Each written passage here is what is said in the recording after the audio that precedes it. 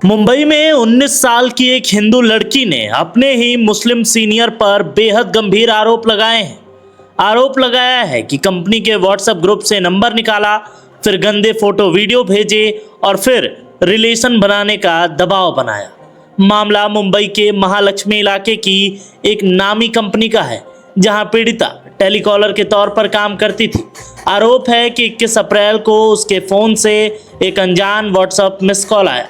लड़की ने पूछा कौन, तो सामने से जवाब आया, मैं अशरफ हूँ, तुम्हारे साथ कंपनी में काम करता हूँ। उसने बताया कि नंबर उसे कंपनी के व्हाट्सएप ग्रुप से मिला है। इसके बाद मामला सामान्य बातचीत से सीधे उत्पीड़न तक पहुँच गया।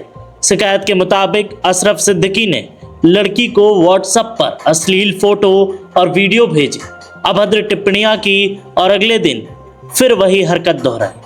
आरोप ये भी है कि उसने लड़की पर प्रेम संबंध बनाने का दबाव डाला और शादी जैसी बातें करके उसे बहकाने की कोशिश की। लेकिन लड़की ने यहाँ सबसे जरूरी काम किया। उसने घबराहट में चैट्स डिलीट नहीं की। उसने स्क्रीनशॉट लिए, फोटो वीडियो सेव किए और फिर पूरा सबूत संभाल कर परिवार को बताया। इसी सबूत के आधार पर मामला आगरीपाड़ा पुलिस स्टेशन पहुंचा और प्राथमिकी दर्ज की गई।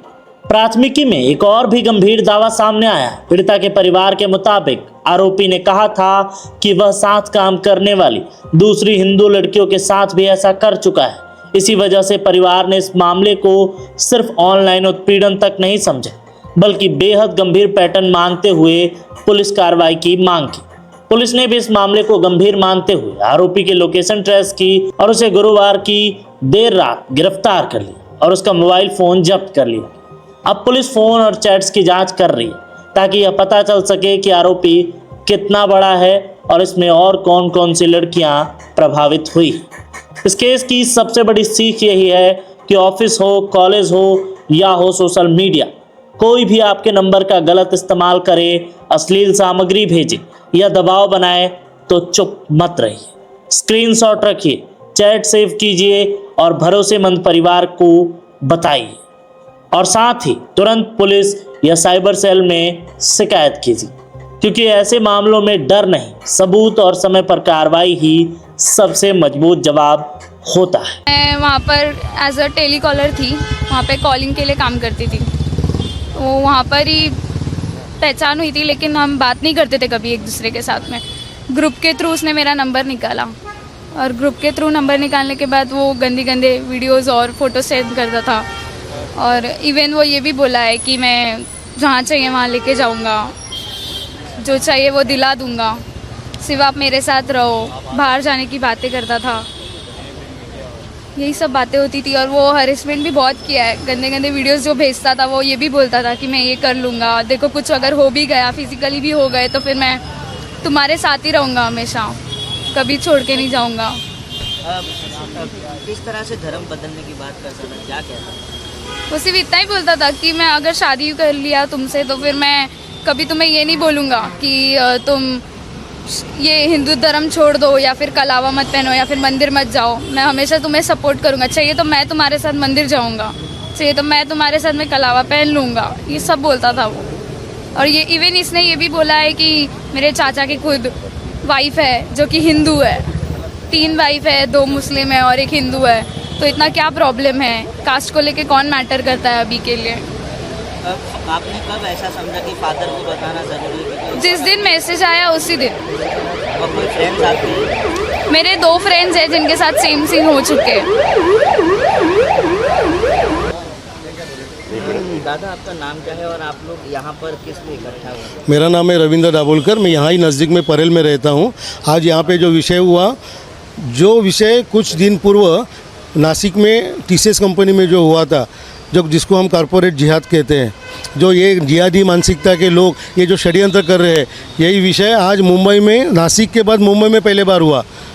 यहाँ पे ही एक आगरीपाड़ा में रहने वाली 18-19 साल की लड़की, उसके साथ एक 22-25 साल का ये जिहादी मानसिकता का कटमुल्ला, इसने उसको नौकरी पे एक साथ काम करते थे। 15 दिन में नौकरी ख़त्म होने के पश्चात उसको गंदे गंदे मैसेज देने लगा, उसको गंदे गंदे वीडियोस भेजने लगा। इवन ये प्रसार माध्यम में मैं जानबूझ के बोल रहा हूँ, कि वो जो लड़का है जिहादी मानसिकता कटमुल्ला, वो अपने लिंग के फ़ोटो उसको भेजने लगा। साथ ही में साथ अपन एंजॉय करेंगे, यो होटल बुक करता हूँ मैं तेरे लिए, कल मैं आज वो लड़की के साथ था, आज मैं कल मैं तुम्हारे साथ में एंजॉय करूँगा, ऐसी बातें कर रहा। लड़की बहुत घबराई गई थी। ये जो विषय जब हमको पता चला, हम गए 3-4 दिन से उसको ट्रैप कर रहे थे, लड़का हमारे हाथ में लगा नहीं। आखिर जाके हमने स्थानिक पुलिस प्रशासन को फरियाद दी।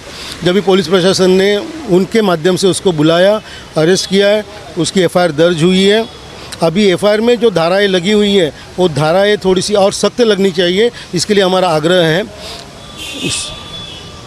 आपका पूरा नाम और आपसे क्यों इकट्ठा हो? मेरा नाम नितिन बनकर है।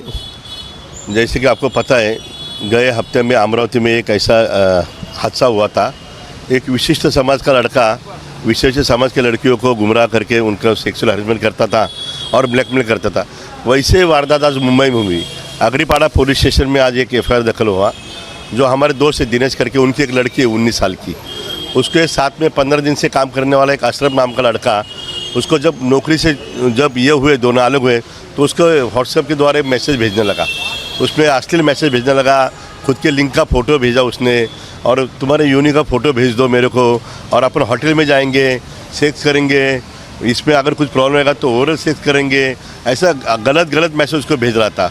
और मैंने 2-3 तुम्हारे सहेली जो हिंदू है उसके साथ भी सेक्स किया है, ऐसा उसके साथ में उन्होंने बात की। इसलिए ये मामला ऐसा है कि एक समाज का लड़का जो अशरफ, वो एक हिंदू लड़की को गुमराह करके उसके फ्रेंड्स को भी सेक्स कराया, ऐसा उसको मैसेज भेजा। यानी 3-4 हिंदू लड़की को उसके जाल में फंसाया और इसको भी ब्लैकमेल करा था। जब हमको पता चला तो हम पुलिस स्टेशन में उसको 2-3 दिन से ट्रैप कर रहे थे। आज पुलिस ने उसको उठाया है, अभी FIR दाखिल हुआ है। लेकिन ये जिहादी मानसिकता वाले लोग जो है, ये अभी 24 साल का लड़का है और 18 साल के लड़कियों का ऐसा गुमराह कर रहा है। यानी ये जो हो रहा है ये बहुत गलत हो रहा है। मुंबई में आज पहली बार ऐसा हुआ है, इसीलिए हम लोग यहाँ आए। किस तरह की कार्रवाई की आप लोग मांग कर रहे हैं? कड़ी से कड़ी कार्रवाई होनी चाहिए। मैंने सीरियन के साथ बात की, ACP साहब के साथ भी बात की। उन्होंने जो हमको प्रॉमिस किया है कि ज़्यादा से ज़्यादा कड़क उसके ऊपर शासन करेंगे, IT के तहत करेंगे, या जो ये रहता अपना IPC उसकी तरह से करेंगे। उसका अभी FIR के हम लोग अभी वेट करें कौन से कलम उसने डाले। मेरा नाम दिनेश श्रीवास्तव है और जिस बिटिया के साथ हुआ है वो मेरी बेटी है। लास्ट 3 दिन से उसको हरेसमेंट किया जा रहा था, एडल्ट वीडियो भेज के, अश्लील बातें करके, बार बार उसको फोर्स किया जा रहा था कि लॉज पे चलो, और ऐसी ऐसी बातें बोली गई थी जो मैं कैमरे पे बोल नहीं सकता यहाँ पब्लिक के बीच में। और ये पीरामल जो महालक्ष्मी पीरामल है, वहाँ पे एज अ टेलीकॉलर करके ये लोग काम कर रहे थे। उसी में एक लड़का था अशरफ सिद्दीकी करके, उसी ने ये सब किया हुआ है। और अशरफ सिद्दीकी ने बहुत क्लीन स्टेटमेंट दिया हुआ है व्हाट्सएप के माध्यम से कि मैंने बहुत सारी हिंदू लड़कियों के साथ ये सब किया है, अगर तुम्हारे भी साथ करूँगा तो उसमें कोई बिगड़ नहीं जाएगा। समय रहते मेरी बेटी ने मुझे इन्फॉर्म कर दिया, और ये सब बातें जब पता चली तो मुझे लगा ये जिस तरह का माहौल अभी चल रहा है भारत भर में, कॉर्पोरेट जिहाद हो गया या अन्य विषय हो गए जिसमें से एक लड़का हिंदू लड़कियों को टारगेट कर रहा है, ये विषय मुझे उससे मिलता जुलता लगा।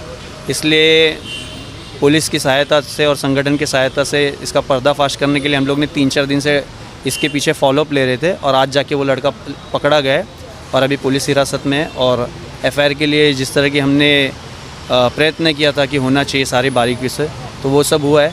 अभी देखते हैं प्रशासन इसको किस तरह से लेता है और उसके फॉरेंसिक रिपोर्ट में क्या क्या निकलता है। जिस तरह उसने बोला है कि अभी तक उसने बहुत सारी हिंदू लड़कियों के साथ ये सब किया हुआ है, अब उनके मोबाइल से क्या फॉरेंसिक में आता है वो देखना बाकी है। बात की जाए अगर मैसेजेस की, तो क्या हम इस तरह से देख रहे हैं कि जबरन धर्मांतरण वाली चीज़ें हैं? इन्फ्लुएंस कर रहा था कि अगर आप आओगे तो कोई फ़र्क नहीं पड़ता, बहुत सारी हिंदू लड़कियां मुसलमानों के साथ है, तो अब अगर आप भी आ जाओगी तो कोई फ़र्क नहीं पड़ेगा।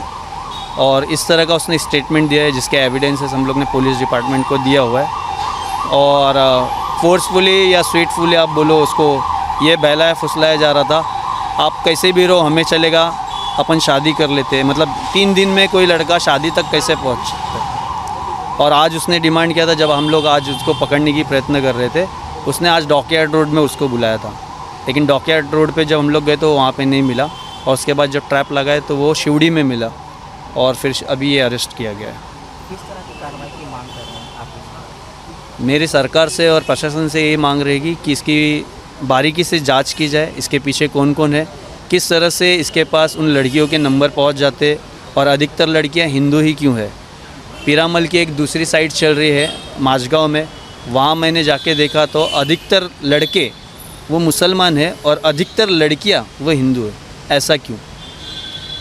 तो ये सब मामला मुझे थोड़ा गलत दिशा में जाते हुए दिख रहा है, इसलिए प्रशासन से मांग रही कि इसकी जांच पड़ताल बारीकी से हो, उसकी फॉरेंसिक रिपोर्ट निकाली जाए और देखा जाए कि कौन कौन लोग इसमें इन्वॉल्व है और कितनी हिंदू लड़कियों के साथ इसने इस तरह की हरकत किया है और कितने लोगों को इसने हरेसमेंट करके दुर्व्यवहार किया है। उसने स्टेटमेंट में बहुत क्लियर बोला हुआ है कि मैंने बहुत सारे लड़कियों को लॉज पे लेके जाके ये सब किया है। अब प्रशासन से यही मांग रही कि जिन लड़कियों के तो उसकी जांच पड़ताल हो और मेरी बेटी समय रहते ये सब उजागर कर सकी, मुझे बताए, और संगठन के माध्यम से और पुलिस प्रशासन के माध्यम से हम लोग समय रहते उसको पकड़ लिए, तो उसका मैं धन्यवाद करता हूँ।